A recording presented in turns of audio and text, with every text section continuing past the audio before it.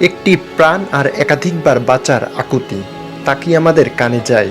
নিষ্পাপ এই শিশুটির হৃৎপিণ্ডে ৩টি ছিদ্র নিয়ে প্রতিদিন বেঁচে থাকার যে আর্তনাদ, তা কি আমাদের বিবেককে একবারের জন্য হলেও কি নাড়া দিচ্ছে না? বলছিলাম ছোট্ট শিশু, সেই সামিয়া জান্নাতের কথা।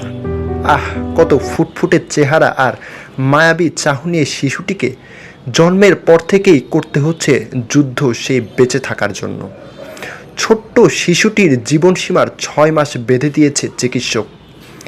হৃৎপিণ্ডের জন্য ৩টি ছিদ্রের অপারেশনের জন্য ব্যয় হবে প্রায় ১০ লাখ টাকা, যা বহন করা একেবারেই দুঃসাধ্য ব্যাপার হয়ে দাঁড়িয়েছে বাবা মায়ের কাছে।